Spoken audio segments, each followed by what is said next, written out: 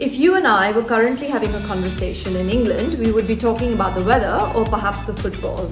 However, here in Dubai, we often talk about the traffic. We're obsessed with the traffic. We're obsessed with Hessa Street, and we're obsessed with going down to Abu Dhabi and driving back and how the traffic pans out. Everybody's using all these different tools and apps to make sure that they don't get caught in intense traffic.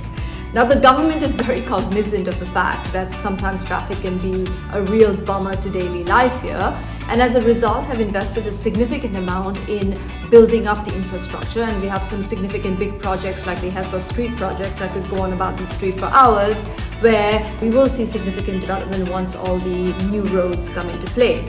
Now, I say this because the UAE passed a new traffic law recently, which increased penalties and which has a lot of provisions to increase the safety on our roads.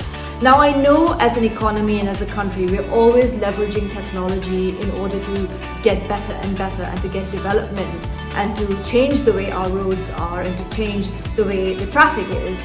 But the most important thing is, and you will remember this, when autonomous cars and driverless cars first came into the UAE, many of these functions were disabled. Obviously, because you just could not have interaction between driverless cars and our usual petrol cars with proper drivers and without all of these functions, because they could have caused a significant issue on our roads. The new traffic law takes into account enhanced safety. It allows for autonomous driving and looking at basically reintroducing or introducing driverless cars and all of the features of these things. Of course, safety is the primary concern. Breaking rules have higher penalties, higher black points, etc., etc. And I think overall the law aims to streamline our use of electrical vehicles.